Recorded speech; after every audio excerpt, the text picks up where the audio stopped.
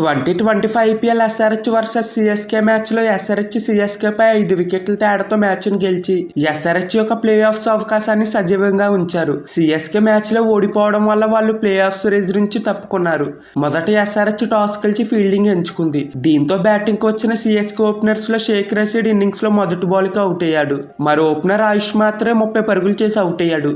Sam Curran 9, Jadeja 21, శివం దూబే 12, దీపక్ కూడా 22, ధోని 6 పరుగులు చేసి అవుట్ అయ్యారు.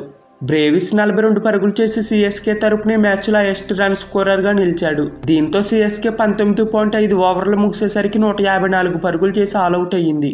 ఎస్ఆర్హెచ్ బౌలింగ్లో హర్షల్ పటేల్ 4 వికెట్లు, షామి, ఉనద్కట్, కమిన్స్ 2 వికెట్లు, కమిండో మెండిస్ 1 వికెట్ తీశాడు. 155 పరుగుల టార్గెట్ను చేసి చేయడానికి వచ్చిన ఎస్ఆర్హెచ్ ఓపెనర్స్లో అభిషేక్ శర్మ డక్అవుట్ అయ్యాడు. మరో ఓపెనర్ హెడ్ 19 పరుగులు చేసి అవుట్ అయ్యాడు.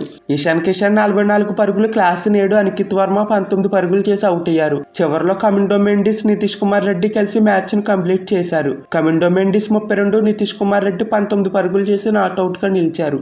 దీంతో ఎస్ఆర్హెచ్ 5 వికెట్ల తేడాతో ఇంకెనిమిది బాళ్లు మిగిలి ఉండగానే మ్యాచ్ను గెలిచారు. సిఎస్కే బౌలింగ్లో నూర్ అహ్మద్ 2 వికెట్లు, కాంబోజ్, జడేజా చెరో వికెట్ తీశారు. ఈ వీడియో కనుక మీకు నచ్చితే ఈ వీడియోని లైక్ చేసి ఛానల్ని సబ్స్క్రైబ్ చేయడం మాత్రం మర్చిపోకండి.